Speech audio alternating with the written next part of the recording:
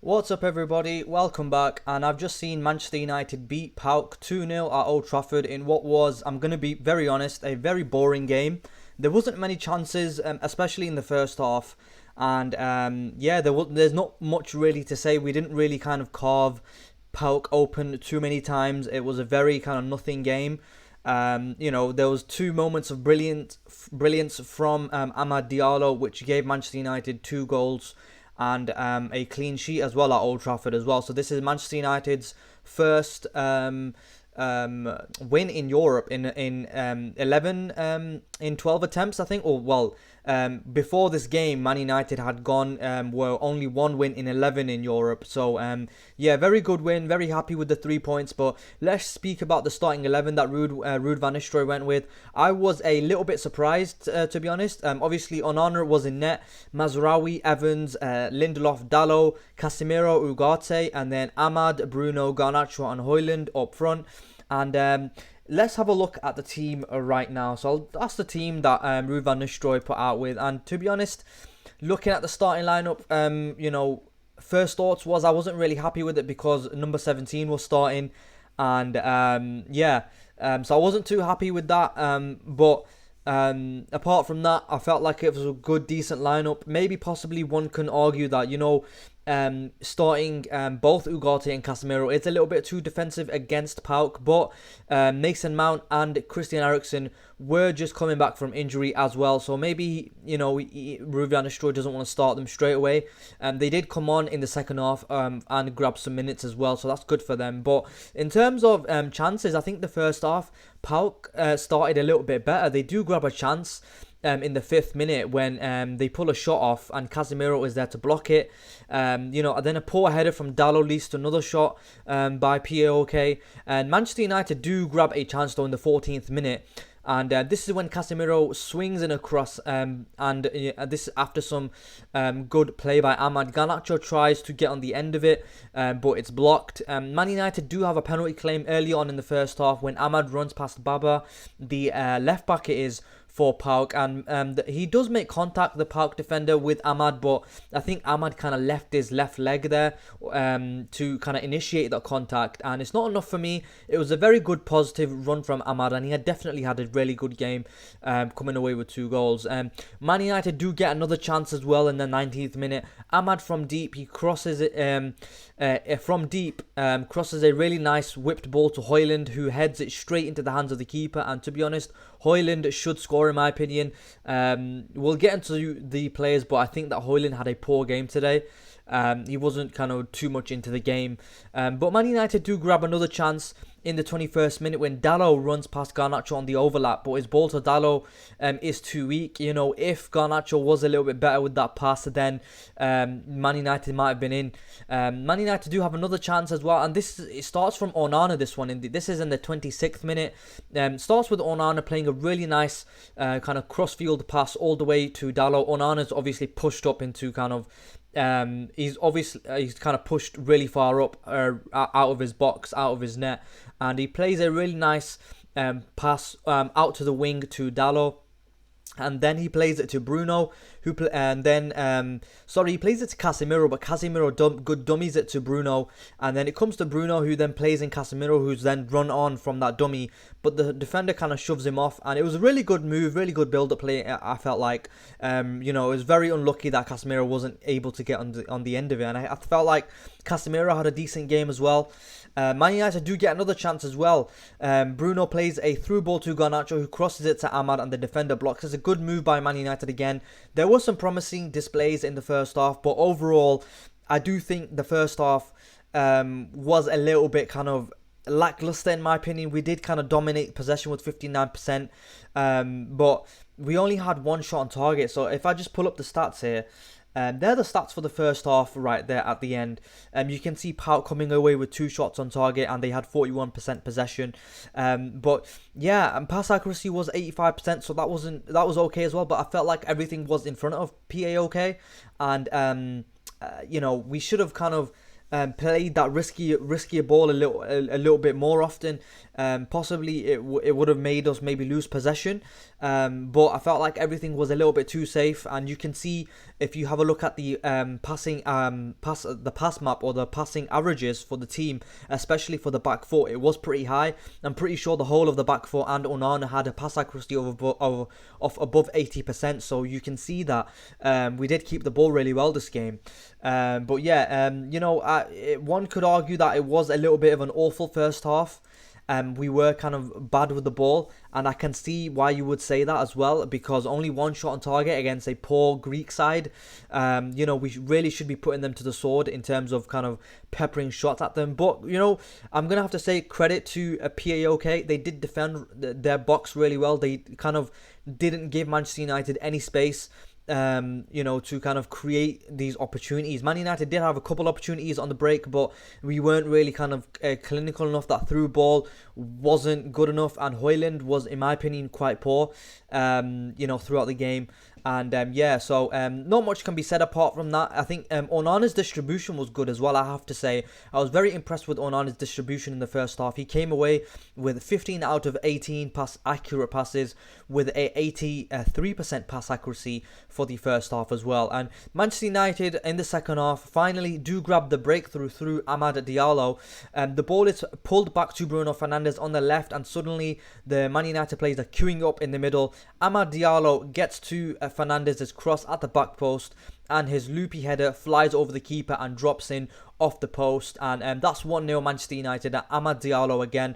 I've been calling him to start for so many games. It's very unfortunate that he's not been starting, in my opinion. He definitely needs to be starting on that right wing position. I think the wing dynamic of Rashford and Garnacho both starting together isn't great. I would only start one of them. You only start one of Garnacho and Rashford, and then because they're both left wingers, they both like to cut in, and they're both better on the left than they are on the right. And then on the right wing, you start a proper right winger. You start someone like Amad, of course. I would say Anthony, but he's the less said about him, the better, in my opinion. I don't know how he gives us all that we could become professional footballers one day. Who knows? I don't want to talk about Anthony, but Amad needs to be starting on that right wing position. I think he's very unfortunate not to be starting this season. I think whenever we have started, we've looked our best, and especially Eriksen as well. When Amad and Eriksen are on the field together, then we do look our best, in my opinion. Man United do get another chance in the 59th minute. Bruno, in a pocket of space in midfield, plays a through ball to Amad, who hits it straight at the keeper, and he could have scored that as well. But PAOK grab their best chance of the game. This is from Tisu Dali, who has a free shot in the centre of the box. It's some decent play, but he's unmarked in the area, right in the centre of the box, and he shoots it straight at Onana. Onana does kind of dive early, and he dives the right way, but really PAOK should have scored that, and it should have been 1-1. And then in the 65th minute, you have Rashford, Martinez, and Eriksen. Rashford, Martinez, and Eriksen come on for Garnacho, Dalot, and Ugarte. And I think they had a okay impact. It wasn't amazing. I think Rashford was probably the most impactful player. We'll have a look at the passing statistics in a minute, but Rashford does have a chance later on. But before that, in the 77th minute, Manchester United do grab their second goal, and it's brilliant work by Amad. Very good play by Amad. He wins the ball back from Baba, the left back. He uses his strength, he cuts inside and shoots with his left foot and bends it into the back of the net. And it's credit to Amad, like I said. He made that goal all by himself, and that determination to put the fullback under pressure and win the ball back. Certain wingers could never do that, in my opinion. No names, you know what I'm saying? But I'm really impressed with Amad's work rate on the right wing, and he needs to be kind of starting in that right wing position. And every time Man United have kind of lost the game or drawn the game, I'm looking at performances like Liverpool, I'm talking about performances like Spurs, where we've been kind of battered off the park. Amad Diallo didn't start these games. And I think obviously the tactics were kind of wrong in them games, where we're pressing really in that 4-2-4 high press, and we were kind of all over the place. But I think Amad needs to be starting on that right wing position. So like my full-time summary, I think Casemiro, Ahmad and Mazraoui were really good. I think the back four was decent as well in terms of holding possession and obviously keeping that clean sheet as well. I think Højlund was very bad. I think the service to him was non-existent. But he didn't really help himself because his hold-up play and his link-up play was bad.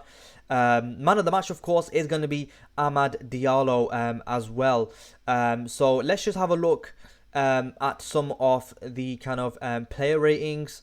So I'm going to pull that up right now.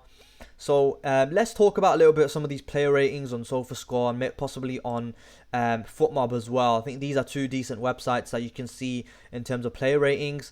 You can see the back four there who've all got decent play ratings over 7 or over. But so we'll start with Onana actually. We'll start with at the back. Have a look at Onana's pass accuracy. Very impressed by him. His distribution, like I said, was very good. 88% pass accuracy. Very good from Onana. Long balls, 10 out of 15 accurate long balls. I think there were a couple in the first half, 2 Garnacho, which were unsuccessful. But Onana, very impressed by him. If he can continue this form and again have that pass accuracy of 88%, then it's going to bode well for us in terms of playing out from the back and holding on to possession. And if we can get more of these performances from Onana, and then if you can maybe find them cross-field balls and then accurate passes to the wingers like Garnacho, like Ahmad, like Rashford, or possibly Højlund as well, then I think we are going to be kind of decent in terms of playing out from the back as well. And we did often see Onana kind of drop in between the centre-backs and make that 3, while the Dalot and Mazraoui kind of pushed on to make that 4. So we would have like a 3-4 3-1 kind of shape, whereby Onana is in the middle of Evans and Lindelof. So very impressed by Onana. Very good pass accuracy, and so that's Onana. You can see his heat map. He was kind of playing in this position sometimes as well, while PAOK were kind of dropped back into their mid block, kind of low block. So Onana, a very good game in my opinion. Mazraoui, again, neat and tidy on the ball. I think he has been our signing of the season in terms of the 5 that we signed. Ground duels 1, 5 out of 6. Aerial duels obviously 1 out of 4, not too good. But pass accuracy again 93%. So very tidy and neat game from him. Lindelof, let's have a look at him. You have again 89% pass accuracy, so he was neat and tidy on the ball as well. 6 out of 7 of his ground duels. Aerial duels 6 out of 9. Neat and tidy on the ball again. Jonny Evans as well, he's going to have a high pass accuracy as well. 6 out of 6 ground duels won, 3 out of 6 aerial duels won. 93% pass accuracy for Evans as well. And Dalot as well, he's going to have pass accuracy above 80% as well. 86% pass accuracy. So very good performance by the back four and Onana in my opinion. Let's just pull up Mazraoui and then let's pull up Onana as well, and then have a look at their pass accuracies. Whoops, what have I done? Who's Onana, Mazraoui, Lindelof, Evans. Oh, you can only have 4 up at a time. Whoops. I think you can only have 4 up at a time. Yeah. Anyway, you can see that the whole of the back four and Onana having pass accuracies above 83%, I think. Let me just check Onana's. I'm pretty sure Onana's pass accuracy was 88%. So I think everyone had a pass accuracy of 85% or above. So that's really good from the back four as well. Very impressed by them in terms of holding the ball. Jonny at 93%, 93%, 88%. And then who else we're missing here? Evans, Mazraoui, Lindelof and Dalot. Let's have a look at theirs just to make sure. Pass accuracy 86% for Dalot and then 89%. So everyone in the back four had a pass accuracy of above 86%. So it was very good performance by the back four as well. Clean sheet, keeping the ball really well. So I'm very impressed by the back four. Casemiro was okay as well. He was decent. 81% pass accuracy. How many duels did he win? 4 out of 6, 2 out of 2. Aerial duels 1. He was alright. Ugarte, again, he wasn't particularly amazing. He got himself about on the pitch. 85% pass accuracy, so he was okay as well. But only 2 out of 7 ground duels won, so not amazing. I think he's been a little bit inconsistent this season, and possibly Ruben Amorim can get the best out of him, but I'm not sure if he is going to be the one that's going to be kind of fitting into the 3-5-2. I don't know. I'm just not sure about Ugarte. I felt like as if there were better options out there that Man United could have got for central midfield positions. But yeah, and Garnacho, let's have a look at Garnacho. He was a little bit quiet. I felt like, again, his output in the final third wasn't amazing. I think he needs to improve in the final third a lot, his decision making as well. He did win all of his ground duels, but his pass accuracy was 78%, and he did kind of have a couple of kind of chances where he could have played the ball a little bit better, like Mazraoui, or I think Dalot was on the overlap, the pass didn't come off. Stuff like that. He didn't have any shots this game, he had 2 shots blocked, but none on target, none on target, none off target as well. So he had a little bit of a quiet game. Bruno Fernandes was okay as well. I think he was kind of lively, getting about the pitch, trying to create stuff. 1 big chance created. 6 out of 4 crosses, 5 out of 7 long balls, 80% pass accuracy, but that is kind of expected for your number 10 because they are kind of wanting to be risky on the ball. It has to be said that PAOK were good, in my opinion, defensively. They really kind of shut out the space that Man United were kind of trying to break him down, and they kind of frustrated United in the first half especially. But I'm going to have a look at Rasmus Højlund. I don't think Rasmus Højlund had a really good game, in my opinion. I think he was poor. I think he was very poor. Only 4 out of 6 accurate passes, so he only completed 4 passes, 67% pass accuracy, 16 touches on the ball. I think he was very poor, in my opinion. Left a lot to be desired. I'm going to say yes, he wasn't particularly assisted well. He didn't, the United side weren't creating chance after chance after chance for him, and PAOK were kind of sitting deep and also kind of nullifying him, and he had a difficult game. He had a poor game as well. He didn't really help himself, but he needs to be doing more, in my opinion. He's still young, and I can see why fans would want someone like Gyökeres to come in, and because Gyökeres is kind of proven. Yes, he's playing in a weaker league, but I think Gyökeres would struggle in this side as well. If we're not creating chances for Højlund, what makes you think that we are going to create chances for someone like Gyökeres? You know what I mean? So I think Gyökeres would struggle in this side as well. We need to be creating more chances for Højlund, but Højlund needs to kind of also help himself as well. He did run quite a lot in kind of making runs for other people, like by kind of running the channels quite a lot, in my opinion. I think that was okay. But he needs to be getting in the box. He needs to be demanding the ball from the likes of Garnacho, Amad and Bruno and Casemiro, and he needs to be kind of getting in the box and being that poacher that we kind of signed him for. He wasn't. If you look at his touch map as well, kind of all over the place, not really in the penalty area whatsoever. I think he had a poor game, and he does kind of need to improve his output in the final third as well. Maybe he needs to, like I said, demand from his wingers and Bruno to pass him the ball, maybe release him early, but I do think the centre-backs did have a good game against him as well. They kind of shrugged him off the ball a little bit and gave him a tough time, in my opinion. So finally, let's speak about Amad Diallo. The man of the match, in my opinion. 9.0 score on SofaScore, and then he's got a 9.1 on FootMob as well. Absolutely brilliant performance by Amad Diallo.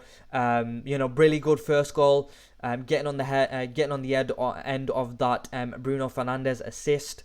And then finally the second goal as well. He worked really hard to put the number 21 Baba, the left back for PAOK, under pressure to get his shot away. So that was really good from him. A pass accuracy, not the best, but he did get 2 goals. And I think, usually he does have really high pass accuracy, Amad, and usually he has a pass accuracy in the 80%, and usually he is creating chances for other people, but he kind of did really well in this game as well. Ground duels, 6 out of 13, ground duels 1, so ground duels, he did have 13 attempted ground duels, so it shows that he's willing to kind of take on his man and get in a duel with the opponent. Aerial duels, 3 out of 3 won. But yeah, it's very good performance by Ahmad, and like I said, in my opinion, he needs to be starting at that right wing position. We need an out-and-out right winger to start there, and hopefully he does thrive under Amarim. And he's a very underrated baller in my opinion, and his contract is due to expire at the end of this season, 2025. But I think they are looking to extend, so hopefully he does stay. I think he's very underrated. I think he's definitely a good squad player, possibly maybe not starting week in week out, but he's definitely a good player to come off the bench. And he was decent. I think, like I said, I think he is better than Ahmad. Sorry, Ahmad is better than Garnacho and Rashford on the right hand side as well. So he needs to be starting there, in my opinion. So all in all, a very good 3 points in the bag. Of course, not great in terms of going forward with regards to our stats. Let's have a look at that quick time. So 16 shots, only 4 on target, 53%. Possession, 84% pass accuracy. In terms of a team like PAOK, we really do need to be putting them to the sword and absolutely kind of just taking the game to them and putting them to bed. But it can't be underestimated and understated that PAOK did play really well defensively, and they kind of made life difficult for Manchester United really in the first half, and didn't really give too many chances up. So where does that leave Manchester United in the Europa League? We are up to 15th in the Europa League. We are one off, there's a couple unbeaten sides still left in the Europa League, but again, being in 15th is not great. But we are on 6 points, 1 win, 3 draws out of the 4 games. 4 games left in the Europa League. We really do need to be finishing in the top 8, because we don't want to be, playing these kind of knockout playoff games that you get for finishing from 9th to 24th. We really don't want to be kind of finishing between 9th and 24th. We really do need to be finishing in the top 8 in the Europa League. I think there are some decent sides at the top of the league in the Europa League. Lazio, Ajax, Galatasaray as well, who beat Spurs today. I think our next game in the Europa League is against Bodo Glimt. We'll be looking forward to that at home as well. If we can get 3 points in that game, then we're going to be in good stead to kind of definitely qualify. I think we are going to finish in the top 24. But we really do need to be finishing inside the top 8, that's about it for the game. I think next up we are up against Leicester City at home on Sunday. So that's our next game, and in the Europa League, that I am right, we are up against Bodo Glimt on the 28th of November after the international break, and that's going to be Ruben Amorim's second game in charge of Manchester United after that Ipswich game away from home on the 24th. All in all, I'm not kind of very excited. Or, I would have been if we had won quite convincingly, possibly 5-0, 6-0, of course. Or even if we had won maybe like 3 or 4-0. But, if we had put in a decent, good performance, even I would have been happy with any scoreline, but any win, of course. But, like, the performance needs to be good. I don't think the performance was necessarily that amazing. But I'm going to give credit to PAOK. I think they played really well defensively. They shut out the space at Old Trafford and kind of stifled United and frustrated United, especially in the first half. And all in all, though, I am happy that we are coming away with all 3 points. Because, like I said, I don't think we're finishing in the top 4 in the league, and the Europa League is our only way to be qualifying for the Champions League. And that's it from me. If you enjoyed the video, leave a like, comment and subscribe, and I'll catch you in the next one.